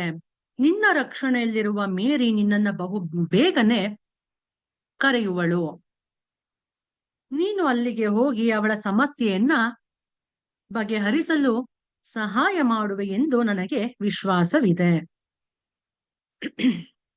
ಇದು ನಿನಗೊಂದು ಶ್ರೇಷ್ಠ ಅನುಭವವಾಗಿರುತ್ತದೆ ಅಂತ ಹೇಳ್ತಾ ಇದ್ದಾರೆ. Next para. ಇಂದಿನ ನನ್ನ ಕೊನೆ ಚರ್ಚೆಯಲ್ಲಿ ನಾನು ನಿನಗೆ ಮೂರನೆಯ ಮೃತ್ಯು ಮತ್ತು ಆತ್ಮವು ತನ್ನ ಹತ್ತಿರವಿರುವ ಶೇಷ ಮನೋಮಯ ಕೋಶವನ್ನ ತ್ಯಜಿಸಿದ ನಂತರ ಏಕಮಾತ್ರ ಸ್ಥಾಯಿಯಾನವಾದ ಪ್ರಜ್ಞೆಯಲ್ಲಿ ಉಳಿಯುವುದರ ಕುರಿತು ಹೇಳುತ್ತೇನೆ. ಇದಕ್ಕೆ ಕಾರಣ ಶರೀರವೆಂದು ಕರೆಯುತ್ತಾರೆ. ನೀನಿದನ್ನ ಗಮನವಿಟ್ಟು ಕೇಳಬೇಕೆಂದು ನಾನು ಬಯಸುತ್ತೇನೆ, ಏಕೆಂದರೆ ಬಹಳಷ್ಟು ಶಿಕ್ಷಣಾರ್ಥಿಗಳು ಇದನ್ನು ಗ್ರಹಣ ಮಾಡಲು ಅಸಮರ್ಥರಾಗುತ್ತಾರೆ ಅಂತ ಭಾರತೀಯ ಮಿತ್ರ ಪೀಟರ್ ರಿಷುಲಿಗೆ ಹೇಳ್ತಾ ಇದಾರೆ. ನಿನಗೆ ಮೂರನೇ ಮೃತ್ಯು ಮತ್ತೆ ಆತ್ಮ ತನ್ನ ಹತ್ತಿರವಿರುವಂತಹ ಶೇಷ ಮನೋಮಯ ಕೋಶವನ್ನ ತ್ಯಜಿಸಿದ ನಂತರ ಏಕಮಾತ್ರ ಸ್ಥಾಯಿಯಾನವಾದ ಪ್ರಜ್ಞೆಯಲ್ಲಿ ಉಳಿಯುವುದರ ಕುರಿತು ನಿನ್ಗೆ ಹೇಳ್ಕೊಡ್ತೀನಿ, ತಿಳಿಸ್ಕೊಡ್ತೀನಿ ಅಂತ ಅವ್ರು ಹೇಳ್ತಾ ಇದಾರೆ. ಇದಕ್ಕೆ ಕಾರಣ ಶರೀರ ಅಂತ ಕರೀತಾರೆ ಅಂತ ಹೇಳ್ತಾ ಇದಾರೆ. Next para. ಎಷ್ಟೋ ಜನ ಇದನ್ನ ಕಲ್ತ್ಕೊಳ್ಳೋಕೆ ಅಸಮರ್ಥರಾಗಿರ್ತಾರೆ, ಬಟ್ ನೀನು ಸಮರ್ಥನಾಗಿರ್ತೀಯ, ನಾನು ನಿನ್ಗೆ ಹೇಳ್ಕೊಡ್ತೀನಿ ಅಂತ ಪೀಟರ್ ರಿಷುಲ್ ಅವ್ರಿಗೆ ಆಚಾರ್ಯ ಹೇಳ್ತಾ ಇದ್ದಾರೆ. ಸೂಕ್ಷ್ಮ ಲೋಕದಿಂದ ಮಾನಸ ಲೋಕಕ್ಕೆ ಹೋಗುವಂತೆಯೇ ಈ ಮೂರನೆಯ ಮೃತ್ಯು ಇದೆ. ಏಕೆಂದರೆ ವ್ಯಕ್ತಿ ನಿಧಾನವಾಗಿ ಪ್ರಜ್ಞೆಯನ್ನ ಕಳೆದುಕೊಂಡು ಮಾನಸ ಶರೀರದಿಂದ ಜಾರಿ ಹೋಗಿ ನೇರವಾಗಿ ಕಾರಣ ಶರೀರದಲ್ಲಿ ತಲುಪುತ್ತಾನೆ. ಕೇವಲ ಸೂಕ್ಷ್ಮ ಲೋಕದ 6ನೇ ಮತ್ತು 7ನೇ ವಲಯಗಳ ಸಂಯೋಗದಿಂದ ನಿರ್ಮಾಣವಾದ ಕಾರಣಲೋಕದಲ್ಲಿಯೇ ಕಾರ್ಯನಿರ್ವಹಿಸುವುದರಿಂದ ಇದಕ್ಕೆ ಕಾರಣ ಶರೀರವೆಂದು ಏಕೆ ನಾಮಕರಣ ಮಾಡಲಾಗಿದೆ? ಇಲ್ಲಿ ಈ ತರ ಕೊಟ್ಟಿದ್ದಾರೆ ಮಾಸ್ಟರ್ಸ್. ಕಾರಣಲೋಕದಲ್ಲಿಯೇ ಕಾರ್ಯನಿರ್ವಹಿಸೋದ್ರಿಂದ ಇದಕ್ಕೆ ಕಾರಣ ಶರೀರವೆಂದು ಏಕೆ ನಾಮಕರಣ ಮಾಡಲಾಗಿದೆ ಅಂತ ಇಲ್ಲಿ ಕೊಟ್ಟಿದ್ದಾರೆ. ಇದು ಮನುಷ್ಯನ ಸ್ಥಾಯಿ ಯಾನವಾಗಿದೆ, ಏಕೆಂದರೆ ಇದು ಪಶು ಸಾಮ್ರಾಜ್ಯದಿಂದ ವ್ಯಷ್ಟೀಕರಣಗೊಂಡು ಹೊರಬಂದು ಬೇರೆ ಮಾನವ ಜೀವ ರೂಪದಲ್ಲಿ ಜನ್ಮ ತೆಗೆದುಕೊಂಡಾಗಿನಿಂದಲೂ ಅವನ ಹತ್ತಿರವೇ ಇದೆ. ಇಲ್ಲಿ ಏಕೆ ಅನ್ನೋದನ್ನ ನಾವು ತೆಗ್ದಾಕ್ಬೇಕು. ಆಕ್ಚುಲಿ ಅಲ್ಲಿ ಸ್ಪೆಲ್ ಮಿಸ್ಟೇಕ್ ಆಗಿರ್ಬೋದು ಮಾಸ್ಟರ್ಸ್. ಕಾರಣಲೋಕದಲ್ಲಿಯೇ ಕಾರ್ಯನಿರ್ವಹಿಸೋದ್ರಿಂದ ಅದಕ್ಕೆ ಕಾರಣ ಶರೀರ ಅಂತ ಹೆಸರು ಬರುತ್ತೆ. ಆ ತರ ನಾಮಕರಣವನ್ನ ಮಾಡಿದ್ದಾರೆ, ಅದು ಕರೆಕ್ಟು. ಇಲ್ಲಿ ಏಕೆ ಅನ್ನೋದನ್ನ ನಾನು ತೆಗ್ದಾಕ್ತೀನಿ. ನೆಕ್ಸ್ಟ್ ಪ್ಯಾರಾದಲ್ಲಿ ಹೇಳ್ತಾರೆ, ಈ ಪೇಜ್ ನಂಬರ್ 263 ಮಾಸ್ಟರ್ಸ್, ಅದು ಈ ಕಾರಣಲೋಕವು ಆತ್ಮನ ನೈಸರ್ಗಿಕ ನಿವಾಸ ಸ್ಥಾನವಾಗಿದೆ ಮತ್ತು ಅದು ತನ್ನ ವಿಭಿನ್ನ ಜನ್ಮಗಳ ನಡುವಿನ ಸಮಯವನ್ನ ಇಲ್ಲಿಯೇ ಕಳೆಯುತ್ತದೆ. ಆಗ ಅವನ ಒಂದು ಅಂಶಚೇತನವು ಪ್ರಜ್ಞೆಯ ನಿಮ್ನ ಹಂತಗಳಲ್ಲಿ ಸಾಕಾರಗೊಂಡು ಮತ್ತೆ ಮತ್ತೆ ವಿಭಿನ್ನ ಭೌತಿಕ ಶರೀರಗಳಲ್ಲಿ ಜನ್ಮ ಪಡೆದುಕೊಳ್ಳಬೇಕಾದ ಅಗತ್ಯವಿಲ್ಲದೆ ತನ್ನನ್ನು ಮುಕ್ತಗೊಳಿಸಿಕೊಳ್ಳುವುದಕ್ಕಾಗಿ ಎಲ್ಲ ಅವಶ್ಯಕ ಅನುಭವಗಳನ್ನ ಪ್ರಾಪ್ತ ಮಾಡಿಕೊಳ್ಳುತ್ತದೆ. ಹಿಂದಿನ ಜನ್ಮಗಳ ಅವಧಿಯಲ್ಲಿ ಸಂಚಿತ ಅನುಭವಗಳ ಹಿನ್ನೆಲೆಯಲ್ಲಿ ಕಾರಣ ಶರೀರವು ಪರಿವರ್ತನೆಗೊಳ್ಳುತ್ತಿರುತ್ತದೆ. ಈ ಕಾರಣದಿಂದಾಗಿ ಕೆಲವೊಮ್ಮೆ ನಾವಿದನ್ನ ಜ್ಞಾನ ಭಂಡಾರ ಎಂದು ಕರೆಯುತ್ತೇವೆ. ಒಬ್ಬ ವಿಕಸಿತ ಮನುಷ್ಯನು ತನ್ನ ಜ್ಞಾನ ಭಂಡಾರದ ಬಾಗಿಲನ್ನ ಬಡಿದು ಅದರ ಲಾಭವನ್ನ ಹೊಂದಬಹುದು ಮತ್ತು ತನ್ನ ಹಿಂದಿನ ಜನ್ಮಗಳ ಅನುಭವಗಳನ್ನ ಹೊಂದಬಹುದು. ಇದರಿಂದ ಅವನಿಗೆ ಪ್ರತಿ ಸಲ ಹೊಸ ಜನ್ಮಗಳಲ್ಲಿ ಎಷ್ಟೋ ಸಂಗತಿಗಳನ್ನ ಆರಂಭದಿಂದ ಕಲಿಯುವ ಅಗತ್ಯ ಬೀಳುವುದಿಲ್ಲ. ಇದರಿಂದ ವಿಕಸಿತ ಮನುಷ್ಯನಿಗೆ ತನಗಿಂತ ಕಡಿಮೆ ವಿಕಸಿತ ಸಹೋದರರಿಗಿಂತ ಹೆಚ್ಚು ಲಾಭವಿರುತ್ತದೆ. ಆದರೆ ನಮ್ಮಲ್ಲಿ ಪ್ರತಿಯೊಬ್ಬರೂ ವಿಕಾಸದ ಈ ಹಂತ ತಲುಪುವವರೆಗೆ ನಾವು ಅದೇ ಸ್ಥಿತಿಯಲ್ಲಿ ಇದ್ದೆವು. ನಾವೆಲ್ಲರೂ ನಮ್ಮ ಪ್ರಯತ್ನಗಳಿಂದಲೇ ಪ್ರಗತಿಯನ್ನ ಸಾಧಿಸುವುದು ಸಾಧ್ಯವಿದೆ ಎನ್ನುವುದೇ ಎಲ್ಲಕ್ಕಿಂತ ಮಹತ್ವಪೂರ್ಣ ಪಾಠವಾಗಿದೆ. ನೆಕ್ಸ್ಟ್ ಪ್ಯಾರಾದಲ್ಲಿ ಅವ್ರು ಹೇಳ್ತಾರೆ, ಮನುಕುಲಕ್ಕೆ ಸಹಾಯ ಮಾಡಬೇಕೆಂದು ಮಾತಾಡುವವರು ಈ ವಿಷಯಗಳತ್ತ ಹೆಚ್ಚು ಗಮನವನ್ನ ಹರಿಸ್ಬೇಕು. ಏಕೆ ಅಂತಂದ್ರೆ ಅವರೇ ಇವುಗಳನ್ನ ಅರ್ಥ ಮಾಡಿಕೊಳ್ಳಲು ಹಾಗೂ ಇತರರಿಗೆ ತಿಳಿಸಲು ಹೇಳಲು ಸಾಧ್ಯ. ನಾವು ಭೌತಿಕ ಜಗತ್ತಿನಲ್ಲಿ ತಿಳಿದುಕೊಳ್ಳಲು ಯೋಗ್ಯವಾದಂತಹ ನಮ್ಮ ವ್ಯಕ್ತಿತ್ವವು ನಿಜವಾದ ವ್ಯಕ್ತಿಯ ಅತ್ಯಂತ ಸಣ್ಣ ಅಂಶವಾಗಿದೆ ಎಂಬ ಸತ್ಯವನ್ನ ನಮ್ಮಲ್ಲಿ ಬಹಳ ಕಡಿಮೆ ಜನ ಅರ್ಥ ಮಾಡ್ಕೊಳ್ತಾರೆ. ಇದನ್ನು ಕೂಡ ಬೋಲ್ಡ್ ಲೈನ್ಸ್ ಅಲ್ಲಿ ಕೊಟ್ಟಿದ್ದಾರೆ ಮಾಸ್ಟರ್ಸ್. ನಾವು ಭೌತಿಕ ಜಗತ್ತಿನಲ್ಲಿ ತಿಳಿದುಕೊಳ್ಳಲು ಯೋಗ್ಯವಾದಂತಹ ನಮ್ಮ ವ್ಯಕ್ತಿತ್ವವು ನಿಜವಾದ ವ್ಯಕ್ತಿಯ ಅತ್ಯಂತ ಸಣ್ಣ ಅಂಶವಾಗಿದೆ ಎಂಬ ಸತ್ಯವನ್ನ ನಮ್ಮಲ್ಲಿ ಬಹಳ ಕಡಿಮೆ ಜನ ಅರ್ಥ ಮಾಡ್ಕೊಳ್ತಾರೆ. ನಿಜವಾದ ವ್ಯಕ್ತಿ ಅಥವಾ ಆತ್ಮ ಅಥವಾ ವ್ಯಕ್ತಿತ್ವವು ತನ್ನ ನಿಜವಾದ ವ್ಯಕ್ತಿತ್ವವನ್ನ ಮರೆಮಾಚಿದ್ದುಕೊಂಡು ಮನುಷ್ಯ ಜೀವ ಪಡೆದುಕೊಳ್ಳುವ ಸಮಯದಲ್ಲಿ ತನಗೆ ದೊರೆತ ಇಚ್ಛಾ ಸ್ವಾತಂತ್ರ್ಯದ ಪರಿಧಿಯೊಳಗೆ ಸಾಧ್ಯವಿದ್ದಷ್ಟು ಉತ್ತಮವಾಗಿ ನೆರಳಾಗಿದ್ದುಕೊಂಡು ಮಾರ್ಗದರ್ಶನ ಮಾಡುತ್ತಿರುತ್ತದೆ ಅಂತ ಹೇಳ್ತಾ ಇದ್ದಾರೆ.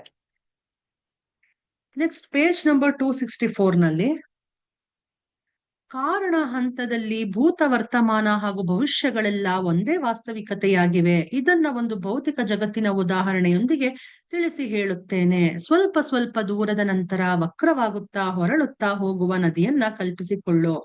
ನದಿಯಲ್ಲಿ ಹೋಗುತ್ತಿರುವ ಒಂದು ಸ್ಟೀಮರ್ ನಲ್ಲಿ ಕುಳಿತುಕೊಂಡು ಹೋಗುತ್ತಿರುವ ಆ ಸಮಯದಲ್ಲಿ ಕೇವಲ ಸ್ಟೀಮರ್ ಹೋಗುತ್ತಿರುವ ಭಾಗವನ್ನಷ್ಟೇ ನೋಡಲು ಸಾಧ್ಯ. ಅವನು ಈಗಾಗಲೇ ದಾಟಿ ಬಂದಿರುವಂತಹ ನದಿಯ ಹಿಂದಿನ ಭಾಗವು ಅವನಿಗೆ ಕಾಣಿಸೋದಿಲ್ಲ. ಅದರಂತೆಯೇ ಅವನು ಹೋಗಬೇಕಾಗಿರುವಂತಹ ಎದುರುಗಿನ ತಿರುವಿನಿಂದ ಆಚೆಗೆ ಇರುವ ಭಾಗವು ಅವನಿಗೆ ಕಾಣಿಸೋದಿಲ್ಲ. ಇದೇ ಮಾರ್ಗದಲ್ಲಿ ಹೆಲಿಕಾಪ್ಟರ್ ನಲ್ಲಿ ಇನ್ನೊಬ್ಬ ವ್ಯಕ್ತಿ ಹೋಗುತ್ತಿದ್ದಾನೆಂದು ಊಹಿಸಿಕೊಳ್ಳೋಣ.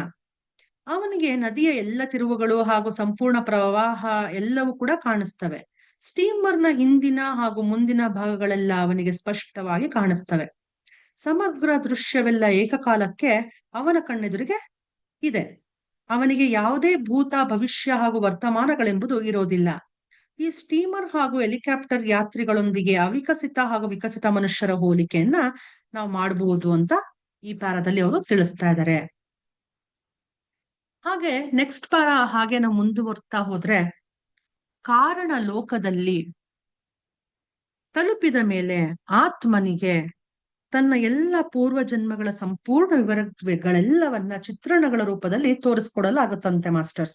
ನೋಡಿ, ಕಾರಣಲೋಕದಲ್ಲಿ ತಲುಪದ್ಮೇಲೆ ಆತ್ಮ ಇರುತ್ತಲ್ಲ, ಆತ್ಮಕ್ಕೆ ತನ್ನ ಎಲ್ಲ ಪೂರ್ವ ಜನ್ಮಗಳು ಯಾವ್ಯಾವ ರೀತಿಯ ಆ ಆತ್ಮ ಬದುಕಿತ್ತು ತನ್ನ ಹಿಂದಿನ ಜನ್ಮಗಳಲ್ಲಿ ಅನ್ನೋದನ್ನ ಸಂಪೂರ್ಣ ಡೀಟೇಲ್ ಆಗಿ ವಿವರಗಳನ್ನ ಚಿತ್ರರೂಪದಲ್ಲಿ, ಒಂದು ಫಿಲಂ ಥಿಯೇಟರ್ ತರ ಅಲ್ಲಿ ಒಂದು ಸಿನಿಮಾ ರೂಪದಲ್ಲಿ ಚಿತ್ರಗಳನ್ನ ಒಂದೊಂದೇ ಚಿತ್ರಗಳ ಮುಖಾಂತರ ತೋರಿಸ್ಕೊಡಲಾಗುತ್ತಂತೆ. ಇದನ್ನ ಅಂಡರ್ಲೈನ್ ಮಾಡ್ಕೊಳ್ಳಿ ಮಾಸ್ಟರ್ಸ್. ಕಾರಣಲೋಕದಲ್ಲಿ ತಲುಪಿದ ಮೇಲೆ ಆತ್ಮನಿಗೆ ತನ್ನೆಲ್ಲ ಪೂರ್ವ ಜನ್ಮಗಳ ಸಂಪೂರ್ಣ ವಿವರಗಳೆಲ್ಲವನ್ನ ಚಿತ್ರಗಳ ರೂಪದಲ್ಲಿ ತೋರಿಸಲಾಗುತ್ತದೆ ಅಥವಾ ತೋರಿಸಿಕೊಡಲಾಗುತ್ತದೆ. ಇದು ಪ್ರಾಜೆಕ್ಟರ್ ಮೇಲೆ ಒಂದು ಸಿನಿಮಾವನ್ನ ತೋರಿಸಿದಂತೆಯೇ ಇರುತ್ತದೆ. ಈಗ ಪ್ರೊಜೆಕ್ಟರ್ ಇರುತ್ತಲ್ಲ ಮಾಸ್ಟರ್ಸ್, ಆ ಪ್ರೊಜೆಕ್ಟರ್ ಮೇಲೆ ಒಂದು ಫಿಲಂ ನ ಯಾವ ರೀತಿ ತೋರಿಸ್ತಾರೆ ನೋಡಿ, ಪರದೆ ಇರುತ್ತೆ, ಈ ಕಡೆ ನಮ್ಮ ಹಿಂದೆ ಪ್ರೊಜೆಕ್ಟರ್ ಇರುತ್ತೆ, ಆ ಪ್ರೊಜೆಕ್ಟರ್ ಇಂದ ಆ ಪರದೆಯ ಮೇಲೆ ಅವ್ರು ಹೇಗೆ ಚಿತ್ರಣವನ್ನ ಮೂಡಿಸ್ತಾರೆ, ಹಾಗೆ ಇದು ನಮ್ಗೆ ಆತ್ಮಕ್ಕೆ ಅದು ಹಿಂದಿನ ಜನ್ಮಗಳನ್ನೆಲ್ಲ ವಿವರಗಳನ್ನೆಲ್ಲ ಚಿತ್ರಣಗಳ ಮೂಲಕ ತೋರಿಸ್ಕೊಡುತ್ತೆ. ಈ ಚಿತ್ರಗಳನ್ನ ನೋಡಿ ಅವನಿಗೆ ಹಿಂದಿನ ಜನ್ಮದಲ್ಲಿ ತಪ್ಪಾಗಿರುವುದಲ್ಲಿ ಹಾಗೂ ಪ್ರಶಂಸಾರ್ಹವಾದುದಲ್ಲಿ ಎಂಬುದು ಸರಿಯಾಗಿ ತಿಳಿದು ಬರುತ್ತದೆ. ಇಷ್ಟೇ ಅಲ್ಲದೆ ಮುಂದಿನ ಜನ್ಮದಲ್ಲಿ ಏನಾಗಬೇಕಾಗಿದೆ ಮತ್ತು ಮುಂದೆ ಹೋಗುವ ಮೊದಲು ಅವನಿಗೆ ಚಾರಿತ್ರದಲ್ಲಿ ಏನೇನು ಬದಲಾವಣೆಗಳನ್ನು ಮಾಡ್ಕೊಳ್ಬೇಕೆಂಬುದನ್ನ ಹೇಳಲಾಗುತ್ತೆ. ಅವಿಕಸಿತ ಮನುಷ್ಯನು ಇದನ್ನೆಲ್ಲ ನೋಡ್ತಾನೆ, ಆದರೂ ಅವನ ಸೀಮಿತ ಬುದ್ಧಿಯಿಂದಾಗಿ ಇದರ ಮಹತ್ವವನ್ನು ಅವನಿಂದ ಅರ್ಥ ಮಾಡಿಕೊಳ್ಳುವುದು ಸಾಧ್ಯವಾಗೋದಿಲ್ಲ. ಆದ್ರೆ ವಿಕಸಿತ ಮನುಷ್ಯನು ಅರ್ಥ ಮಾಡ್ಕೊಳ್ತಾನೆ. ಅವಿಕಸಿತ ಮನುಷ್ಯನು ಸ್ಟೀಮರ್ ಯಾತ್ರಿಕನಂತೆ ಇದ್ದರೆ, ಇನ್ನೊಂದೆಡೆ ವಿಕಸಿತ ಮನುಷ್ಯನು ಹೆಲಿಕಾಪ್ಟರ್ ಯಾತ್ರಿಕನಂತೆ ಅವನು ತಪ್ಪು ಮಾಡಿರುವುದೇಕೆ ಮತ್ತು ಅದರ ಪರಿಣಾಮವೇನಾಗಿದೆ ಎಂಬುದನ್ನ ನೋಡುತ್ತಲೇ ತಿಳಿದುಕೊಂಡು ಬಿಡುತ್ತಾನೆ. ನೋಡಿ ಮಾಸ್ಟರ್ಸ್, ಅಂಡರ್ಲೈನ್ ಮಾಡ್ಕೊಳ್ಳಿ ಎಲ್ಲರೂ. ವಿಕಸಿತ ಮನುಷ್ಯನು ಅರ್ಥ ಮಾಡ್ಕೊಳ್ತಾನೆ, ಅಲ್ಲಿ ಸೀಮಿತ ಬುದ್ಧಿಯಿಂದ ಇದರ ಮಹತ್ವವನ್ನ ಅವಿಕಸಿತ ಮನುಷ್ಯ ಅರ್ಥ ಮಾಡ್ಕೊಳ್ಳೋದಿಲ್ಲ. ಅಂದ್ರೆ ಅವನ್ ಏನೇನ್ ತಪ್ಪು ಮಾಡಿದಾನೆ ಅಲ್ಲಿ ಅನ್ನುವಂಥದ್ದನ್ನ, ಅಲ್ಲಿ ಅವನಿಗೆ ಚಾರಿತ್ರದಲ್ಲಿ ಏನೇನ್ ಬದಲಾವಣೆಗಳನ್ನ ಮಾಡ್ಕೊಳ್ಬೇಕು ಅನ್ನೋದನ್ನ ಹೇಳ್ಕೊಡಲಾಗುತ್ತೆ. ಅವಿಕಸಿತ ಮನುಷ್ಯ ಏನಿದಾನೆ ಅವನು ಇದನ್ನೆಲ್ಲ ನೋಡ್ತಾನೆ, ಆದ್ರೂ ಅವನ ಸೀಮಿತ ಬುದ್ಧಿಯಿಂದಾಗಿ ಇದರ ಮಹತ್ವವನ್ನ ಅವನಿಗೆ ಅರ್ಥ ಮಾಡ್ಕೊಳಕ್ ಆಗೋದಿಲ್ಲ, ಸಾಧ್ಯನೇ ಆಗೋದಿಲ್ಲ. ಆದ್ರೆ ವಿಕಸಿತ ಮನುಷ್ಯನು ಅರ್ಥ ಮಾಡ್ಕೊಳ್ತಾನೆ. ಅವಿಕಸಿತ ಮನುಷ್ಯನು ಸ್ಟೀಮರ್ ಯಾತ್ರಿಕನಂತೆ ಇದ್ರೆ, ಇನ್ನೊಂದೆಡೆ ವಿಕಸಿತ ಮನುಷ್ಯನು ಯಾವ ರೀತಿ ಇರ್ತಾನೆ, ಹೆಲಿಕಾಪ್ಟರ್ ಯಾತ್ರಿಕನಂತೆ. ಅವನು ತಪ್ಪು ಮಾಡಿರುವುದೇಕೆ ಮತ್ತು ಅದರ ಪರಿಣಾಮವೇನಾಗಿದೆ ಎಂಬುದನ್ನ ನೋಡ್ತಲೇ ತಿಳ್ಕೊಂಡ್ಬಿಡ್ತಾನೆ. ಮುಂದಿನ ಜೀವನದಲ್ಲಿ ಈ ರೀತಿ ಅವನು ಸೋಲುವುದಿಲ್ಲವೆಂದು ಈಗ ಸಂಕಲ್ಪ ಮಾಡ್ಕೊಳ್ತಾನೆ. ಅವನು ಇಲ್ಲಿ ಕುಳಿತುಕೊಂಡಿರುವ ಪಾಠವು ಅವನ ಜ್ಞಾನ ಭಂಡಾರದ ಸ್ಥಾಯಿ ಅಣುಗಳಲ್ಲಿ ಶೇಖರವಾಗುತ್ತೆ. ನೋಡಿ ಎಷ್ಟು ಚೆನ್ನಾಗಿ ಲೆಸನ್ ಅವನು ಕಲ್ತ್ಕೊಳ್ತಾನೆ. ಇದೇ ಭಂಡಾರದಲ್ಲಿ ಅವನ ಎಲ್ಲ ಪೂರ್ವಜನ್ಮದ ಅನುಭವಗಳು ಸಾರ ರೂಪದಲ್ಲಿ ಸಂಚಿತಗೊಂಡಿರುತ್ತವೆ. ಯಾವುದೇ ಭಾವಿ ಜೀವನದಲ್ಲಿ ಅವನಿಗೆ ಮತ್ತೊಮ್ಮೆ ಅಂತಹುದೇ ಸಮಸ್ಯೆಯ ಮೇಲೆ ನಿರ್ಣಯ ಕೈಗೊಳ್ಳಬೇಕಾದಾಗ ಆತನ ಅಂತರಾತ್ಮವು ಅವನಿಗೆ ಅದೇ ತಪ್ಪನ್ನ ಮರಳಿ ಮಾಡದಿರಲು ಎಚ್ಚರಿಸುತ್ತದೆ. ನೋಡಿ, ಅಂತರಾತ್ಮ ಅನ್ನೋದು ಇರುತ್ತಲ್ಲ ಮಾಸ್ಟರ್ಸ್, ಅದು ಎಚ್ಚರಿಕೆ ಮಾಡ್ತಾ ಇರುತ್ತೆ. ನೋಡು, ಇದು ಈ ತರ ಮಾಡಬಾರ್ದು, ನೀನ್ ತಪ್ಪು ಮಾಡ್ತಾ ಇದ್ಯಾ, ಇದು ಸರಿಯಲ್ಲ ಅಂತ ಅದು ಯಾವಾಗ್ಲೂ ಎಚ್ಚರಿಸ್ತಾ ಇರುತ್ತೆ. ಸಮಸ್ಯೆಯ ಮೇಲೆ ಯಾವುದೇ ಒಂದು ನಿರ್ಣಯ ಕೈಗೊಳ್ಬೇಕಾದಾಗ ಆತನ ಅಂತರಾತ್ಮ ಅವನಿಗೆ ಅದೇ ತಪ್ಪನ ಮರಳಿ ಮಾಡ್ಬೇಡ ನೀನು ಅಂತ ಎಚ್ಚರಿಸ್ತಾ ಇರುತ್ತೆ. ಆತನ ಜ್ಞಾನ ಭಂಡಾರವು ಅದು ಎಲ್ಲಿಯೇ ಇರಲಿ ಅವನಿಗೆ ಜಾಗೃತೆಯಿಂದ ಇರಲು ಸಂದೇಶ ಕಳಿಸುತ್ತದೆ. ಇದನ್ನೆಲ್ಲ ಅಂಡರ್ಲೈನ್ ಮಾಡ್ಕೊಳ್ಬೇಕು ಮಾಸ್ಟರ್ಸ್. ತನ್ನಿಚ್ಛೆಯ ವಾತಾವರಣವು ದೊರೆಯಲು ತಾನು ಎಲ್ಲಿ ಮತ್ತು ಏಕೆ ಹಾಗೂ ಯಾವ ದೇಶದಲ್ಲಿ ಮತ್ತು ಎಂಥ ಜನರ ಮಧ್ಯೆ ಜನ್ಮವನ್ನ ಪಡೆದುಕೊಳ್ಳಬೇಕು ಎಂಬುದನ್ನ ಅವನೀಗ ಅರ್ಥ ಮಾಡ್ಕೊಳ್ತಾನೆ. ನೋಡಿ, ತನ್ನ ಇಚ್ಛೆ ತರ, ಅಂದ್ರೆ ಅವನ್ಗೆ ಏನಿಷ್ಟನೋ ಹಾಗೆ ವಾತಾವರಣ ಆಗಿರ್ಬೋದು, ವಾತಾವರಣ ದೊರೆತಾಗ ತಾನ್ ಎಲ್ಲಿ ಮತ್ತೆ ಏಕೆ ಯಾವ ದೇಶದಲ್ಲಿ ಮತ್ತೆ ಎಂತ ಜನರ ಮಧ್ಯೆ ನಾನು ಜನ್ಮವನ್ನ ಪಡ್ಕೊಳ್ಬೇಕು ಎಂಬುದನ್ನ ಅವನೀಗ ಅರ್ಥ ಮಾಡ್ಕೊಳ್ತಾನೆ. ಇದರಿಂದಾಗಿ ಅವನಿಗೆ ಮುಂದಿನ ಜನ್ಮವನ್ನ ತೋರಿಸಿದಾಗ ಅವನು ಅದರೊಂದಿಗೆ ಸಂಪೂರ್ಣವಾಗಿ ಸಹಕರಿಸ್ತಾನೆ. ಅವನ್ಗೆ ನೆಕ್ಸ್ಟ್ ತೋರಿಸ್ತಾರಂತೆ ಮಾಸ್ಟರ್ಸ್. ನೆಕ್ಸ್ಟ್ ಜನ್ಮಗಳನ್ನ ತೋರಿಸಿದಾಗ ಮುಂದಿನ ಜನ್ಮವನ್ನ ಅವನು ಅದರೊಂದಿಗೆ ಸಂಪೂರ್ಣವಾಗಿ ಸಹಕರಿಸ್ತಾನೆ. ತನ್ನ ಭಾವಿ ಜೀವನಕ್ಕೆ ಈಗ ಪ್ರಸ್ತಾಪಿಸಿದ ಜೀವನವೇ ಸರ್ವಶ್ರೇಷ್ಠವಾಗಿದೆ ಹಾಗೂ ಇದರಿಂದಲೇ ಅವನು ಅತ್ಯಧಿಕ ಪ್ರಗತಿ ಹೊಂದಲು ಸಾಧ್ಯವಿದ್ದಷ್ಟು ಅತ್ಯಲ್ಪ ಸಮಯದಲ್ಲಿ ಗುರಿಯನ್ನ ಸಾಧಿಸಬೇಕೆಂಬುದು ಪ್ರತಿಯೊಂದು ಆತ್ಮನ ಬಯಕೆಯಾಗಿರುತ್ತದೆ. ಇದನ್ನ ಅಂಡರ್ಲೈನ್ ಮಾಡ್ಕೊಳ್ಳಿ ಮಾಸ್ಟರ್ಸ್. ಇಲ್ಲಿಗೆ ಈ ಪ್ಯಾರ ಮುಗಿಯುತ್ತೆ. ನಾವಿಲ್ಲಿಗೆ ಸ್ಟಾಪ್ ಮಾಡಿರೋಣ ಸ್ವಾಧ್ಯಾಯವನ್ನ. ಮತ್ತೆ ನಾಳಿನ ಸಂಚಿಕೆಯಲ್ಲಿ ಮುಂದುವರಿಸೋಣ. ಸಾಧ್ಯವಿದ್ದಷ್ಟು ಅತ್ಯಲ್ಪ ಸಮಯದಲ್ಲಿ ಗುರಿಯನ್ನ ಸಾಧಿಸಬೇಕೆಂಬುದು ಪ್ರತಿಯೊಂದು ಆತ್ಮನ ಬಯಕೆಯಾಗಿರುತ್ತದೆ. ಇಲ್ಲಿಗೆ ನಾವು ಸ್ಟಾಪ್ ಮಾಡಿರೋಣ. ಎಷ್ಟು ಚೆನ್ನಾಗಿ ತಿಳಿಸ್ಕೊಡ್ತಾ ಇದಾರೆ ನೋಡಿ ಆತ್ಮಾಯಣ ಪುಸ್ತಕ ಸ್ವಾಧ್ಯಾಯದಲ್ಲಿ. ಓಕೆ ಮಾಸ್ಟರ್ಸ್, ಪೇಜ್ ನಂಬರ್ 265 ಗೆ ಬಂದಿದೀವಿ. ಅಲ್ಲಿ ಫಸ್ಟ್ ಪ್ಯಾರ ಕೂಡ ಮುಗ್ದಿದೆ. ನೆಕ್ಸ್ಟ್ ಪ್ಯಾರನ ನಾವು ನಾಳೆಯ ಸಂಚಿಕೆಯಲ್ಲಿ, ನಾಳಿನ ಎಪಿಸೋಡ್ ನಲ್ಲಿ ನಾವು ಮುಂದುವರಿಸೋಣ. ಈಗ ಎಲ್ಲರೂ ಧ್ಯಾನ ಸ್ಥಿತಿಯಲ್ಲಿ ಕುಳಿತುಕೊಂಡ್ಬಿಡಿ. 2 ಕೈಗಳನ್ನ ಒಂದಕ್ಕೊಂದು ಜೋಡಿಸ್ಕೊಳ್ಳಿ ಮಾಸ್ಟರ್ಸ್. 2 ಕಾಲುಗಳನ್ನ ಕ್ರಾಸ್ ಮಾಡ್ಕೊಳ್ಳಿ. ಕಣ್ಣುಗಳನ್ನ ಮೃದುವಾಗಿ ಮುಚ್ಚಿ just focus on your natural, normal, easy, tender, soft breath. ಪ್ರಕೃತಿ ಸಹಜವಾಗಿ ನಡೆಯುತ್ತಿರುವ, ಒಳ ಬರುತ್ತಿರುವ ಉಸಿರು, ಹೊರ ಹೋಗುತ್ತಿರುವ ಉಸಿರಾಟದ ಮೇಲೆ ಗಮನ ಇರಿಸಿ ಮಾಸ್ಟರ್ಸ್. ನಾನು ಮ್ಯೂಸಿಕ್ ಪ್ಲೇ ಮಾಡ್ತೀನಿ, ಅದನ್ನ ಆಲಿಸುತ್ತಾ ಎಲ್ಲರೂ ಧ್ಯಾನಾಸಕ್ತರಾಗಿ.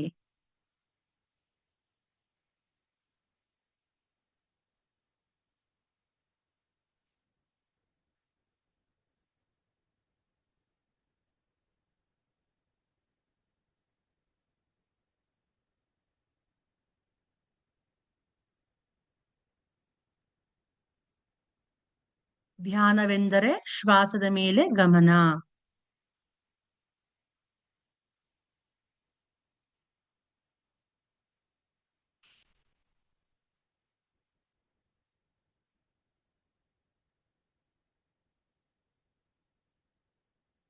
ಧ್ಯಾನವೆಂದರೆ ಶ್ವಾಸದ ಮೇಲೆ ಗಮನ masters. Be with your breath and ignore all your thoughts.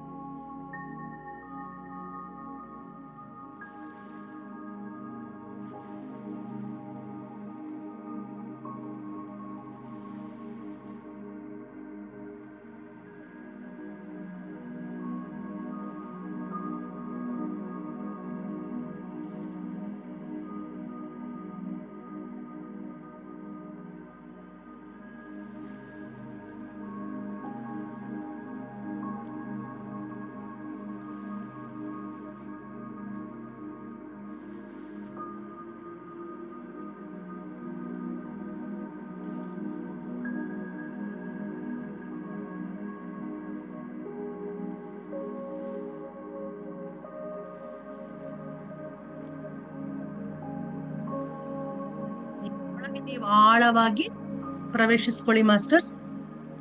ಧ್ಯಾನ ಹಾಗೆ ಕಂಟಿನ್ಯೂ ಮಾಡ್ಕೊಳ್ಳಿ.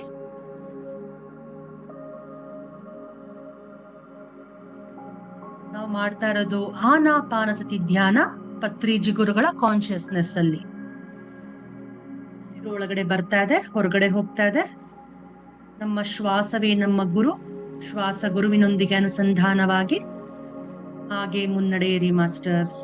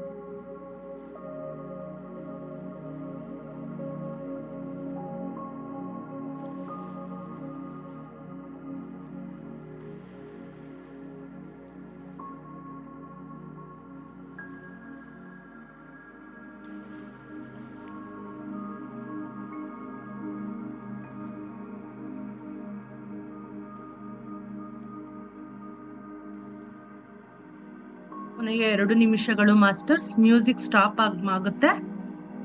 ಆ ನಂತರ ಮೀಟಿಂಗ್ ಕ್ಲೋಸ್ ಆಗುತ್ತೆ. ನೀವು ನಿಮ್ ಪಾಡಿಗೆ ಹಾಗೆ ಧ್ಯಾನವನ್ನ ಕಂಟಿನ್ಯೂ ಮಾಡಿ.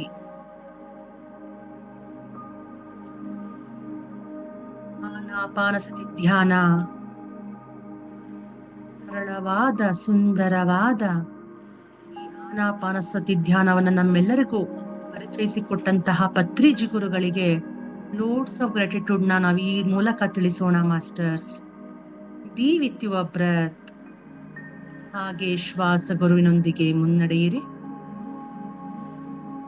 ಆಳವಾಗಿ ನಿಮ್ಮೊಳಗೆ ನೀವು ಪ್ರವೇಶಿಸಿಕೊಂಡು ಹಾಗೆ ಧ್ಯಾನ ಸ್ಥಿತಿಯಲ್ಲಿ ಮುಂದುವರಿಯಿರಿ ಮಾಸ್ಟರ್ಸ್.